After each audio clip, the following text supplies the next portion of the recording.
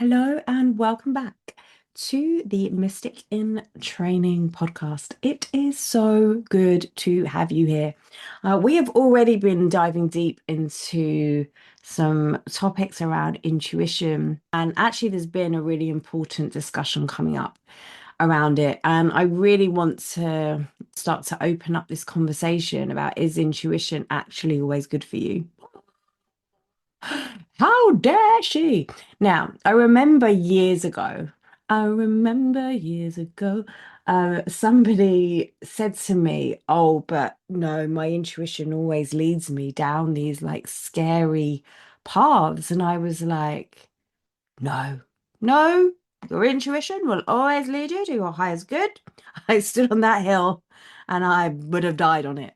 But as I have delved more into it and really contemplated and worked with so many people, I've started to realize that it's not necessarily always true.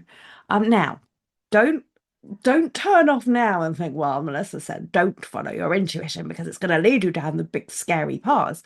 But I want to say that that your intuition might lead you down the big scary paths, that your intuition might lead you straight into that nightmare situation. And maybe that's the point. So there's two things I want to cover. We'll stick with one today, but do remind me that I really want to speak about aligning our intuition because that's a whole nother topic. But what about when our intuition leads us into fear? What about when our intuition leads us into those sticky situations? What about when we're sitting there and we are thinking, oh my God, how on earth did I get into this situation? When the cards were telling me to go there, when the psychic said, yep, this is the thing, take this path, quit this job, do the thing, and then you're left there like with, ha. Now, what I've learned through the many years and through my own life is that I think one of our purposes, part of our purpose, maybe our main purpose of being humans on earth is evolution, is growth, is coming in and activating this divine blueprint that we all have, the gold print. I think the blueprint might be a bit outdated. I think what we're moving into is this golden era, but it's based on this fundamental of who we are. Now, we've seen this for centuries, right? With astrology, with more recently with human design, with soul plan, with numerology, with all of these tools that we have, which are maps of who we are. And even when we look at things like human design and astrology, I've heard so many times contemplations around, well, because I'm a Pisces, but as a Pisces, that I would not be able to concentrate, that I'm always really dreamy, and that because of that, I'll never be able to do this and all of this stuff. And I think, well, I always like to prove them wrong. And maybe that's not entirely true. And as I've discovered, is that we have these aspects, we have these challenges, we have these identities that we're formed with, we have these preferences, we have these natural tendencies that show up, and we see it. I've got three children and I can see how different they are, but I can also see how different they are when they're in their power versus when they're in their fear. Now, if fear was something to be avoided at all costs, then my question becomes, how do we ever grow and how do we ever evolve?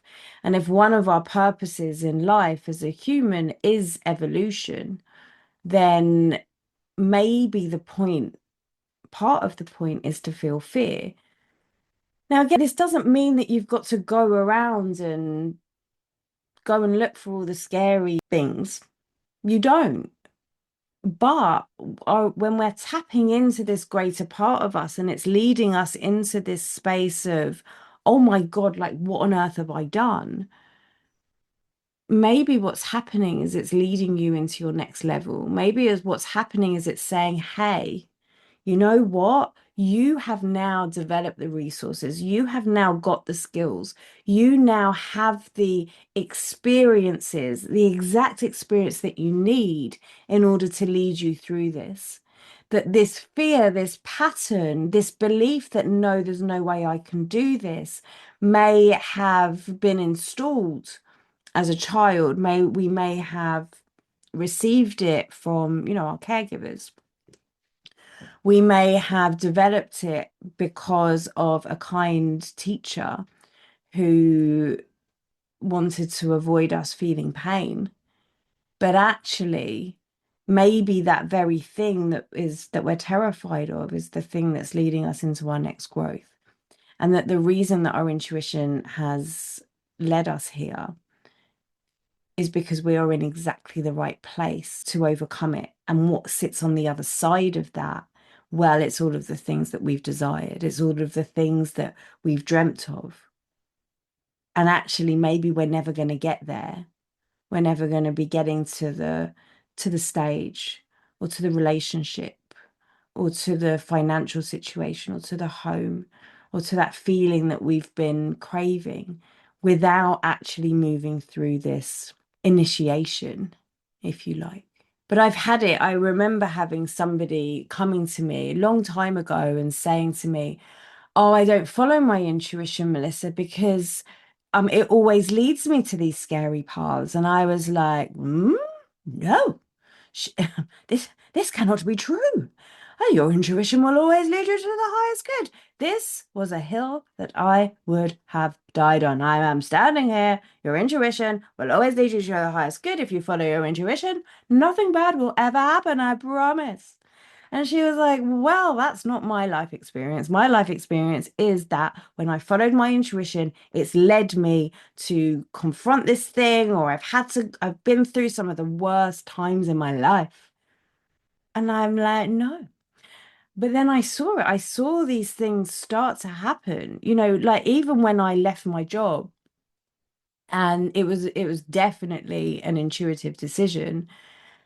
And after that, the shock and the regret and oh my God, what have I done? And, when I'd see my old car driving around with someone else in it, I'd be like, no, that could have been mine. And when, the money that came into my bank account was half what I was used to earning. And I was thinking, will this ever happen? And when the job was not everything that I hoped it would be, the new job that I took was not everything that I hoped it would be. And shock horror, I'd brought some of the problems with me, how I relate to people, how I am as a as an employee. My bosses, I certainly had some interesting experiences with my line managers. And there was a familiarity there. And I remember thinking I could have been going through all of this and getting paid double. I could have been going through all of this while driving in the most amazing car with the wind in my hair. Like, what on earth have I done?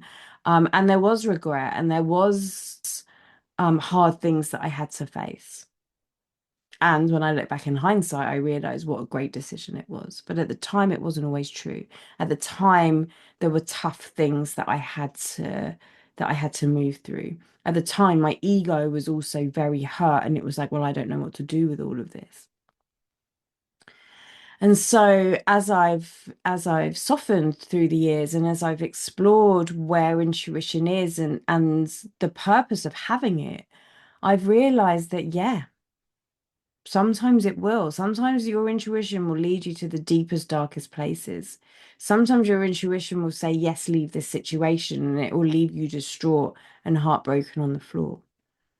Sometimes your intuition will lead you down a road which has then led you to have to cultivate some skill that you were like, I have no interest in cultivating this.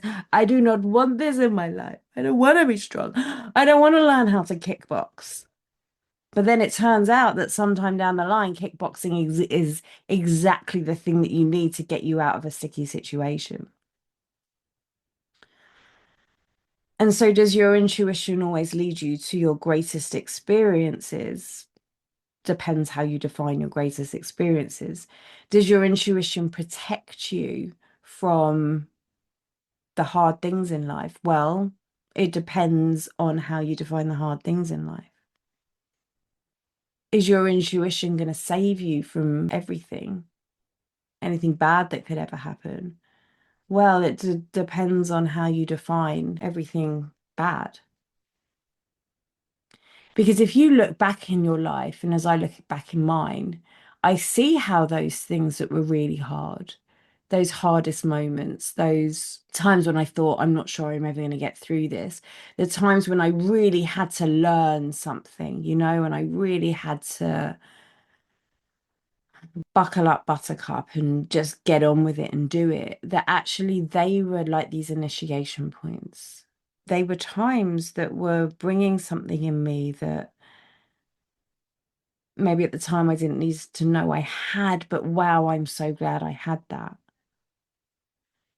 There was a time a while ago when I was in so much pain in my back. I was in so much pain, and it was even at a time where I knew that my body's trying to speak to me, and I did all the things. I was like, oh, what do you need? What do you want? What's going on? I was sending it Reiki, and this thing, it was just getting worse. And an intuition told me to reach out to a dear friend and colleague. And even though, and maybe we'll definitely talk about this, my independence, my dysfunctional independence was like, no, you can do this all alone, all on your own. You can go on your Akashic records, you can send your Reiki, you can do your psychotherapy on yourself, you'll be fine. But something said to me, like, reach out to this, to my friend and open up. And I did. And the experience that then happened, it was so uncomfortable. The things that were revealed to me, we did some past life work, and the things that were revealed to me that happened in front of her, it was like it had to happen in front of somebody else. Now, at the time, I was like, no, no one can know this about me. What will she think of me if she knows that that's what I did in a past life? Plot twist, she didn't think anything of me. She probably actually now thinks more of me than when I did, but there was that ego part that was like, no, I don't want, that was trying to protect me. There was a part of me that was trying to protect me from shame, from admitting that that could ever have been a thing. But as I went through the pain in the back, I look now that it kind of had to happen in order for the next thing to happen, which was me admitting to an aspect of me that I was holding, that until that point, I would never ever have allowed myself to welcome in. There was an integration that needed to happen, and I couldn't have done it on my own. It had to happen in front of another person. And by that happening in front of another person, it meant that I opened up this vulnerability. And since then, yes, my back healed. Yes, I discovered so much about myself. Yes, I became more of me. Yes, I became more integrated. And it had this knock-on effect on all of my relationships. It had this knock-on effect with my friendships with other girlfriends that I have. It had a knock-on effect with how I held space for my clients, because I noticed that after that moment, my clients were bringing to me, seemingly completely unrelated, but my clients were coming to our sessions and being like, Mel, I've got this shame that I'm holding. And they just opened up and told me, and you could see this, like, I can't believe I'm sharing this with another human being, which obviously then broadened the depth of the work that we could do together, because this is the whole point, is that we're integrating. And so sometimes our intuition leads us into the things that we don't want to face.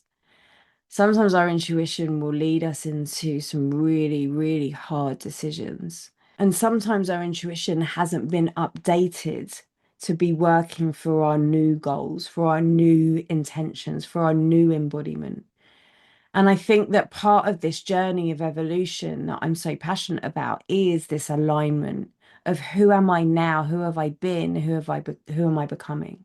This golden thread that moves through us, and understanding that at each moment there's something else, that each moment there's another level, and that our intuition, this inner teacher, our senses, our inner voice needs to keep getting updated and upgraded. And I think part of that is leading us through these harder times and proving to ourselves, finding that level of safety within ourselves that, yes, you know what, even that I can get through, even that I can get through. And so, does our intuition always lead us into the highest places? Yes. But does that sometimes mean we have to go through the depth of darkness, into the darkest cave, into the deep, deep forest, in the deep, deep night, in the deep, deep, dank cave? Yes. And what emerges on the other side is that version of us that we've been waiting for, hoping for, dreaming about. And that takes courage, and that takes alignment, and that takes knowing ourselves. That takes all of those things. And so that is my contemplation for you today. In order to become the person that has been drawing me to, in order to feel all of those things that I know somewhere are possible for me, what is it that I need to go through? And do I trust myself enough? Do I trust my intuition enough to guide me there?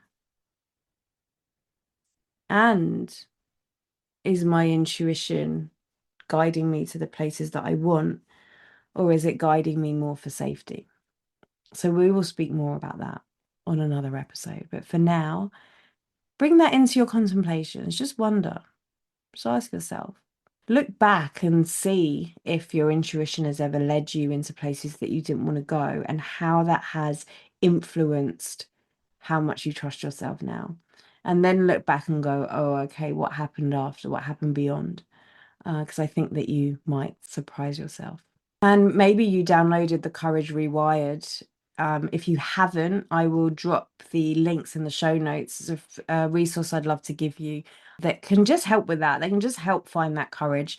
Because I think to live intuitively, you need to have courage. And perhaps this little contemplation is exactly why. So download it. Let me know what's changed for you. And I would love to hear your contemplations, because it's what gives me life. So, with intuitive blessings to you all, thank you so much for listening. And I will see you on the next episode of Mystic in Training, the podcast. Bye for now.